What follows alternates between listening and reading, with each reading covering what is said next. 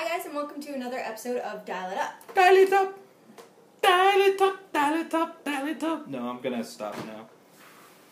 I thought you needed a theme song!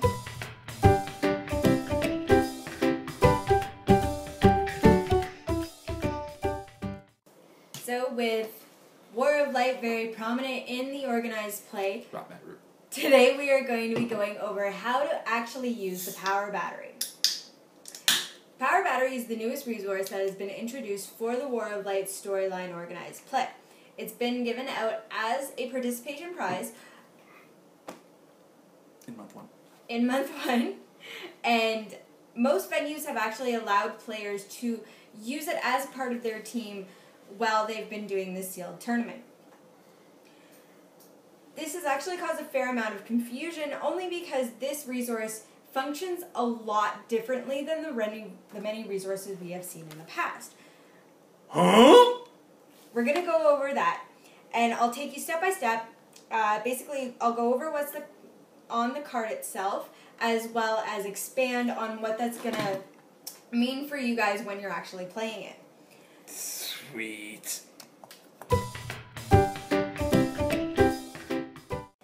So to start off is the force construction on it. And the biggest thing to note is that the Power Battery must have a ring attached.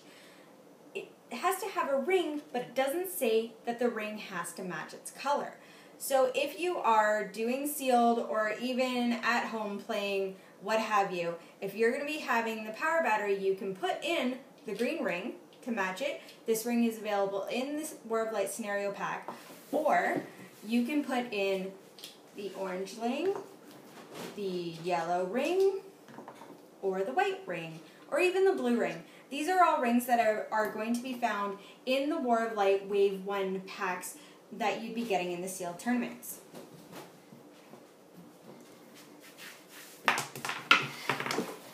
Or the blue ring. Oh, we didn't want them. So, aside from the power ring that the Power Battery has to be assigned, it can be assigned 1 to 6 distinct constructs. The main word being there, distinct, is that each construct assigned to the Power Battery has to be a different construct. So far we have seen the shield was available in the scenario pack. Crossbow was given out as the first month participation prize, and the decoy was just given out as the second month participation prize. Now, there are also 2 other constructs that can be pulled within the Wave 1 boosters, one of that being the net and the other being the mallet. Fortunately, we don't have the mallet. The net comes with Tomar 2. The net comes with Tomar 2, the prime, and the mallet comes with Gallius Z prime. So the Power Battery itself costs 2 points to add to your team. And then you have to put in the point of whatever ring you're choosing. Each ring does tend to have a different point, like the green ring is 8 points and the yellow ring is 4. So, and I believe the blue is 6. So they are in different points, so it will change how the Power Battery is going to cost on your team. And then on top of that, you have to pay separately for each construct that you put on there. So we've got the shield at 8 points, the crossbow is 10, the decoy is 6, and the net here is 8, and the mallet is 4. So at the very minimum, you have to have 16 points, which is basically a ring, the Power Battery itself, a ring, and a construct. Now there are certain combinations that aren't going to get you that 16 points. Say the yellow ring, which is 4, the decoy, which is 6, and the Power Battery is only 2, so doing the math on that, that's only 12. So you do have to keep in mind that the bare minimum does have to meet 16, and according to the card, if the full battery is powered up, it's going to be at max 70 points.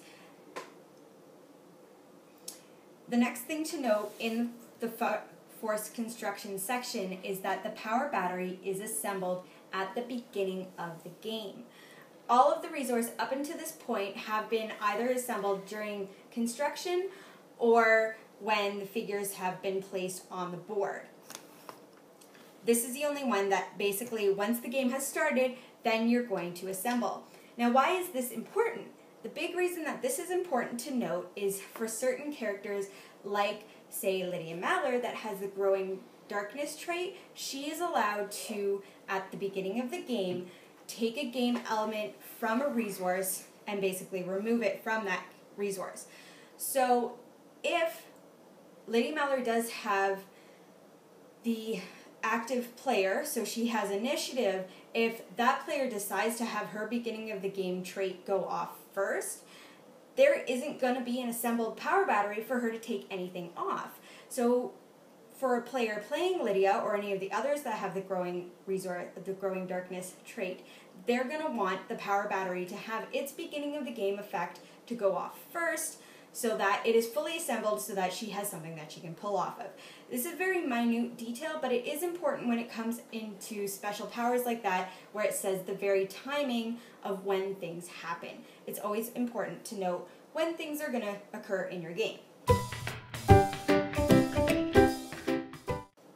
So we'll now move down to the next section of the card, and this is core members. And the power battery is going to be giving out constructs, and we'll get into how that happens a little bit later. So every time that a construct is placed on a character's card, they are now considered a friendly core member. So later on, there are going to be powers the power battery has that refers to core members. Now the friendly core members are going to be allowed to use the ability of each construct.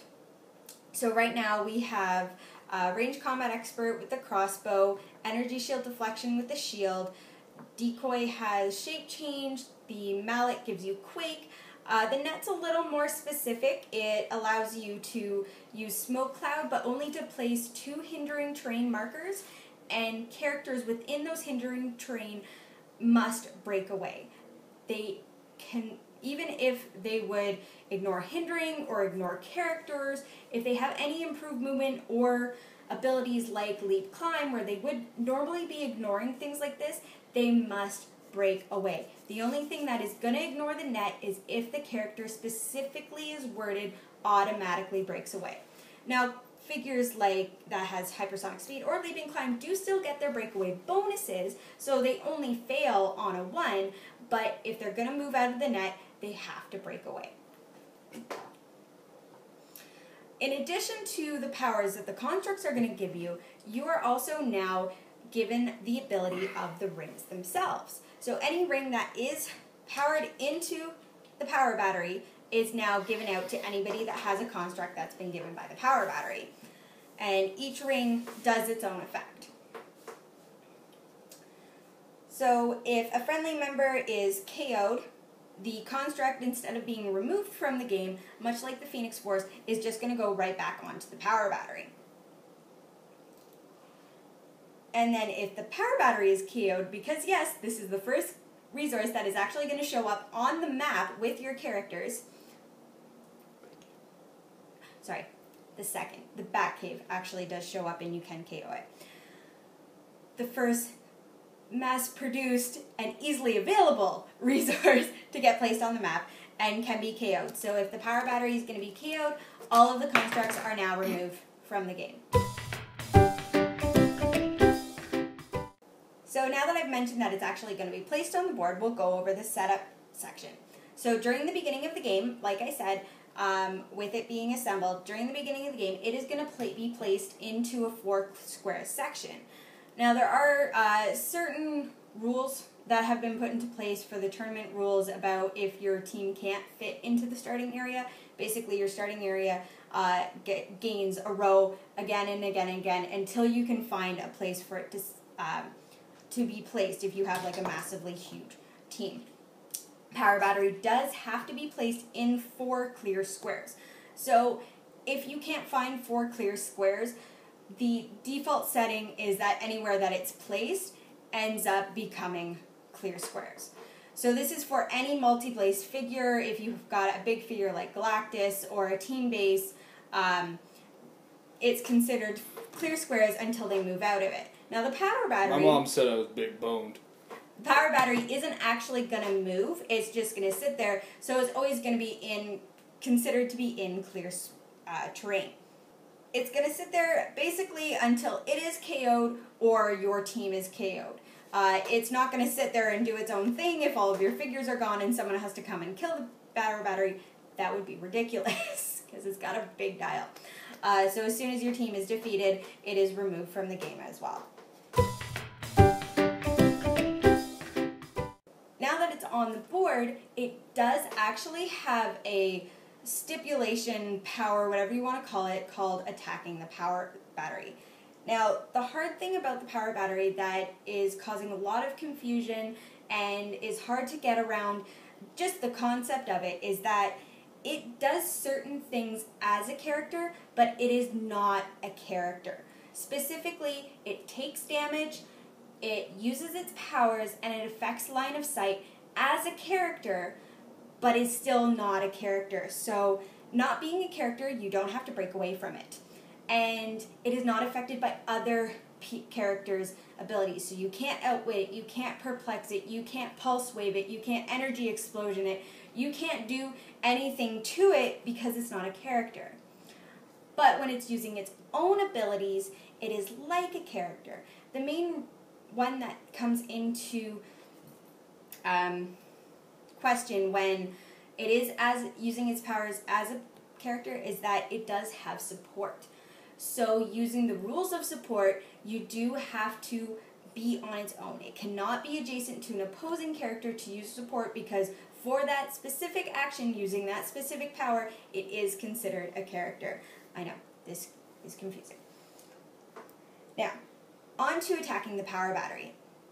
If a character is adjacent or within range of the power battery, it may be given a power action to roll 2 d6s. The reason why this is specified as rolling 2 dice rather than making attack is because you can't use any powers on it. So what you do is you roll 2 dice, like you would make a regular attack, you would roll 2 dice, compare your attack value and your dice versus the defense on the power battery. If you successfully hit, you will deal it damage -2. The power battery itself does have its own set of powers, as well as it's got some standard PAC powers and then some very specific battery powers. This is the other reason why it comes into taking damage as a character. What that means is that when you're attacking the power battery and you do your damage -2, it's going to turn its dial. If it takes an action and then pushes and then colossal stamina, because it does have the colossal fist damage ability there. If it takes colossal stamina, it will turn the dial. This is what it means by it takes damage as a character. So when you're actually giving its powers, it takes action tokens like a character would. So if it's pushed, you take a damage, but anytime you give it an action, you are able to roll a d6 and deal it half that damage. So that's where I was talking about the half damage, and always rounding up. Is that specific to the special powers? Pardon? That's specific to the special powers, right? Yes, it's specific to its starburst powers. So anytime it uses its outwit, perplex, probability, or barrier or support, or its standard powers, you don't have to roll for that. You actually never have to roll. When you give it an action to use one of its starburst one, you may roll a d6 to click the dial along. You don't have to. You can just let it sit where it is. Why this is important is because the powers are going to change with each click, much like any other dial, but the power battery has a range. Now its range is actually equal to the click number that you're on. So most of its powers actually have minimum range. Outwit, Perplex, and Prob all have a minimum range of 6. So in the first 6 clicks of the power battery, it doesn't matter. But once you get past click 6, now you've got a range of 7, 8, 9, 10. This can start getting ridiculous as the dial goes on. The more you push it, the more you roll that die, you're going to be increasing its range for these outwits, for this perplex, for this prob, to a point where you can almost see the entire map.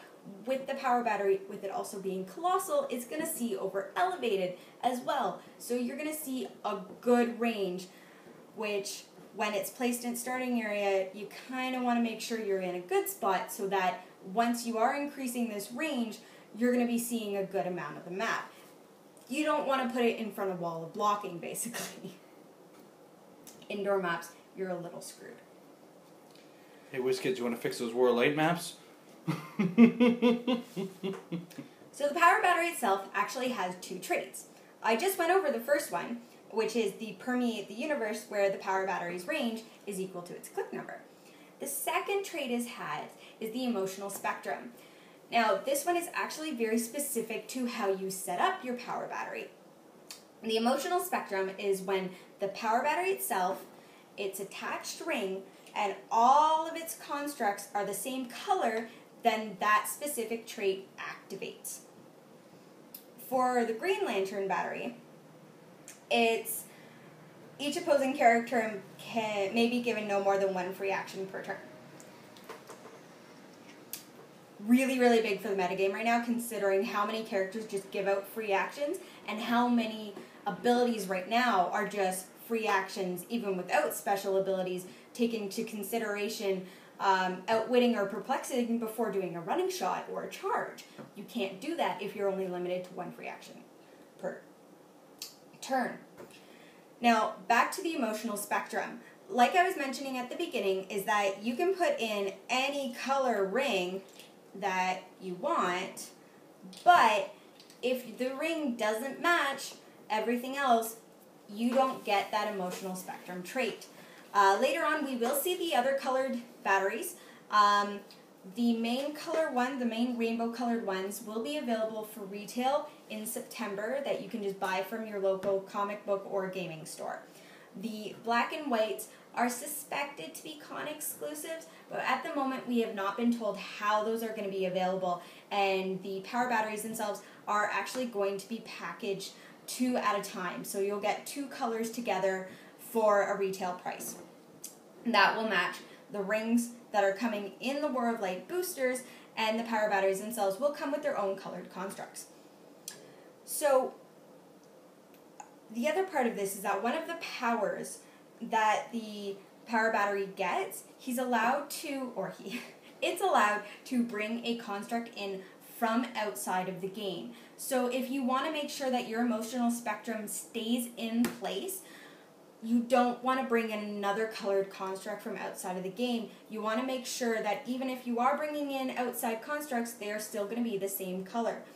The other thing to note is that the emotional spectrum is automatic. It is a trait, much like any character would have a trait. So as long as the colors are matching up, it's always going to be in play, so long as you know you don't mix up your colors.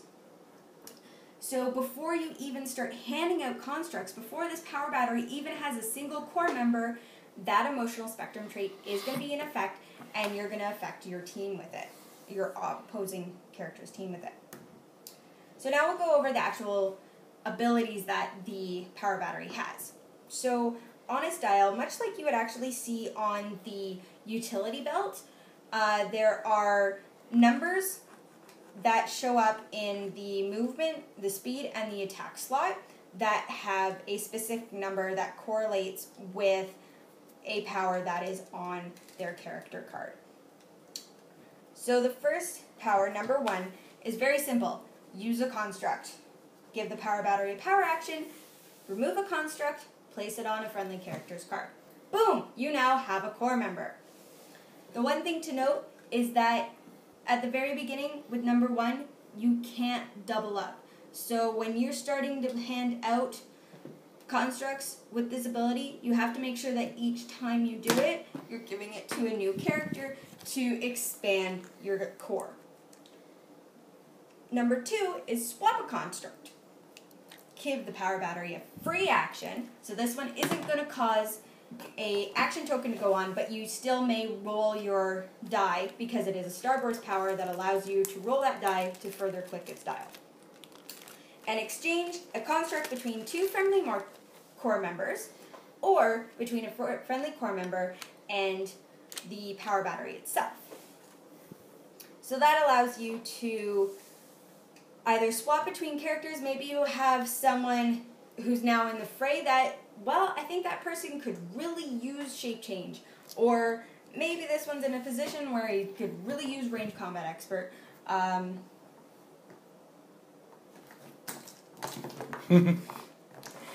Whatever this thing, it's a toolbox. It's a utility belt thing where you can, and I don't mean utility belt as in the resource, I mean utility belt as in Batman's actual utility belt, and you pull out whatever the fuck you want. So it's a toolboxy thing where you just swap things, and it's a free action to do it, so you can choose whatever you like. Number 3 is form a construct. So this one is giving the power battery a power action, remove a construct, and replace it with a construct from outside of the game. This is the one I was talking about with the emotional spectrum trait, where you want to keep in mind, if you want that trait in effect, you want to bring in more from outside of the game that are the same color. So this one is that you can remove it, remove one and put in one that's up to 2 points higher. So with this one, you might want to think about what you've got going. Like, I found the crossbow very effective with the range combat expert, but you never know what kind of situations you're in. If you do end up removing the crossbow, right now it's the highest points construct. So that gives you a free range of what you want to do. Whereas if you were to remove the decoy, which is only 6 points, that won't allow you to bring in the crossbow because it's more than 2 points higher than the decoy is. So if the new construct is a lower point value, it ends up being a free action instead of a power action. And if it's a higher point value, it's now a double power action. So if you swap it for the same amount, say if you swap the shield, which is 8 points, for the net, which is 8 points, just a render normal power action. If you swap the net for the crossbow, 8 points versus 10 points, now that's a double power action. Like we were saying, with pushing the battery, giving it 2 action tokens, that's going to cause a push. Also bear in mind that even though the power battery has colossal stamina and can keep pushing every turn without clearing, to be given a double power action, you have to have the ability to be given 2 action tokens. So if you are not already clear on the power battery, you won't be able to bring in a higher construct because you just aren't able to do a double power action in that instance. And then if you were to take out the net and bring in the decoy, 8 to 6, now it's a free action. That is the most wordy of all the construct ones. So I'm actually at the end of the video, I'll put up the card for you guys so you can get a look at all the wording yourselves, because I'm kind of powering through this. The next one, number 4, is share a construct, where if you give the power battery a free action, roll a d6 that can't be re-rolled. If a construct is attached to the power battery in the slot indicated by the result, all friendly core members can use that ability of that construct until your next turn. Now this is a little bit of a goof that happened in the quality control with WizKids, that unfortunately they didn't end up numbering the slots like they were supposed to for this ability to go off. So they issued an errata about a month or so ago where if you look at the back of the power battery, there's a little set of stairs that's actually molded into the sculpt. Bring it forward.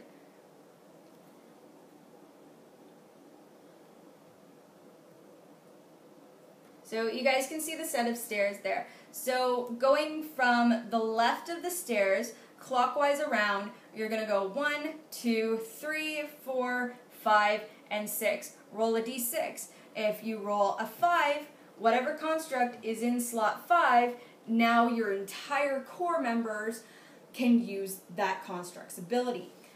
This one's a bit of a gamble. It is a free action to do, so at least you're not taking a power action to do it. You're not taking a action token to do it. It's just kind of a roll-off do.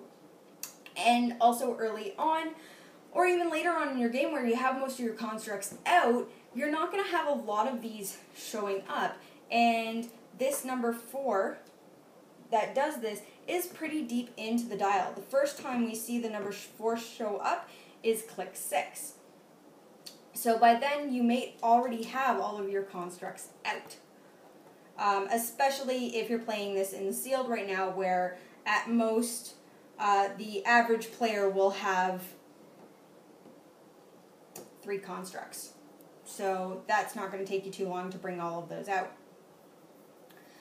Now, the workaround that a few people have been doing with this is that because it's a starburst ability, it's considered giving a starburst action, which allows you to roll that die, half the damage, click the dial. Even though there is no possible result out of it, it's still an action that you're giving to the power battery. Now, number 5 shows up later on the dial is the master constructs. Give the power battery a free action, place an attached construct on a core member's card. Now, this is where you're getting to double up on your constructs. If you have someone that's already a core member and they've got a construct on their card, you hit number 5, you now give them a free action to place a second construct on them. And it's also not limited to just second. So I saw a game in our War of Light the other day where someone was down to their last character, pretty deep into their power battery. They had all 3 constructs on that one character because they were just able to hand those out. And number 6, improved construct. Friendly core members modify their combat values by +1 for each construct on their card. Now, this is a modification, so it is going to cap at the rule of 3. The most you're going to get out of this is +3. But if you have 3 constructs on one character, you're a madman. Yeah, that's pretty big to begin with. So you're probably going to see +1 to a lot of your figures there, which is good. And that's combat values. That's not even a specific +1 attack or +1 defense. That's just +1 to everything. You just get a blanket +1 for having a construct on it for being a core member. The last ability on there actually shows up as a white damage power. Shows up on the first click.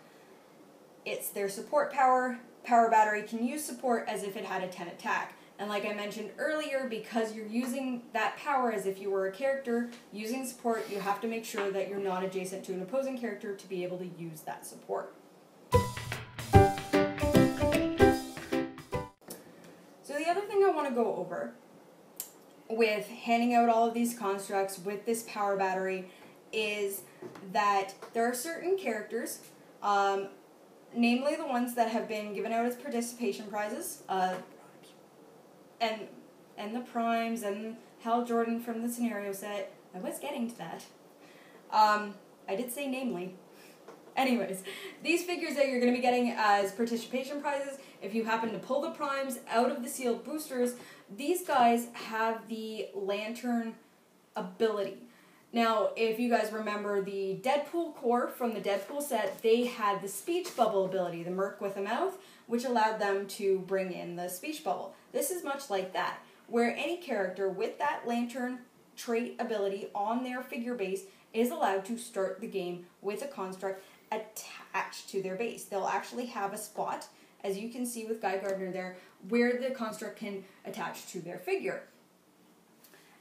Now, there's a very big difference between attaching to the character and being placed on the character's card.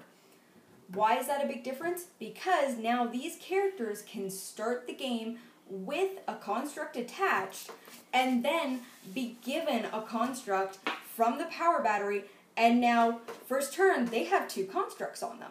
They have 2 extra abilities that they wouldn't normally have.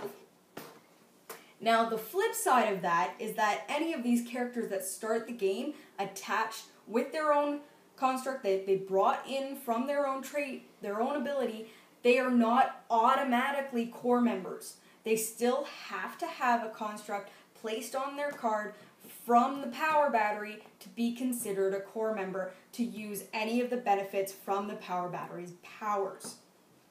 So it is a leg up. It does allow you to get 2 constructs, and because they can bring in any construct with them, it does allow you to actually double up on constructs, where you can give him the decoy and the shield, and then give another decoy if for whatever reason you happen to have a second decoy on the power battery to another character. It allows you that little bit of flexibility to give out those extra abilities with the constructs. Now the other thing I want to mention is that these constructs are constructs. I know, that sounds simple, doesn't it? But when it comes into a game like this where wording is everything, it's very important to note constructs are constructs, which means they are not relics. They are not special objects. They are not light objects. They are not heavy objects. They are not objects at all. They are constructs. They can only be brought in by characters who have the construct trait or by the power batteries themselves. There are no way to field them on their own. There's no other way to bring them into the game, and they don't count towards your special object total. And you can have a character with them attach to their base and use a resource. It doesn't have to be the power battery. It could be any resource because they're not considered a special object. Which also means at the time, right now, there's no limit on how many you can have in your sideboard to bring in from that form of construct ability to just swap them out or whatever you feel like doing in that situation. And also to note, why I pointed out that there's constructs and not relics is that there are specific characters that have been resource killers lately. We're seeing the Lydia Maller, the Growing Darkness one. We're seeing Cat from the Deadpool one. There's another one that's on the tip of my tongue that I can't remember right now. But their powers right now are specific to resources and relics, which means when Cat is being hit by someone, or someone on Cat's team is being hit with a lantern or core member, you're rolling to get rid of a game element off of the resource, but you're not rolling to get rid of the construct off of that person because it's not a relic. Lydia Maller can grab the ring off of the power battery, but she cannot grab any of the constructs. Well, she could, actually. Let me rephrase that. She can bring the constructs, but because of the way that she's worded is that if she removes a relic, she may assign it to herself. So she can grab the ring and assign the ring to herself. She can grab a construct, but it's not a relic, so she cannot assign it to herself. So in that place, I mean, strategy wins out. You're going to want to bring that relic so that at least you're giving her something for stealing from the power battery. Also, to note, if that does so happen, the only thing that's going to go bad with your power battery is that you no longer have an attached ring for the emotional spectrum trait. You can still give out construct, you can still do everything that you would normally do as a power battery because it has now started the game. The only requirement is that during force construction you assign it a ring. If Lydia Maller so chooses to take the ring away, your power battery is not screwed. You just don't get that one trait. I do believe we have now covered pretty much anything going around this. Come September, I'm going to do another episode where we go over just the emotional spectrum trait and the ring abilities of all the other lanterns that are going to be coming out, because the other lanterns are actually going to have identical powers and identical dials. The only thing that's going to be different is what that lantern core does flavor-wise for the game with their attached ring. If you guys have any questions or if there's anything you guys want me to go over, comments below. Let me know what you guys think. If there's anything you think I missed, or if you guys have any questions about the power batteries, you can always email the Heroclix Rules team at heroclixrules@necaonline.com, or feel free to ask me as I've been going crazy researching this thing. Have a good one, guys.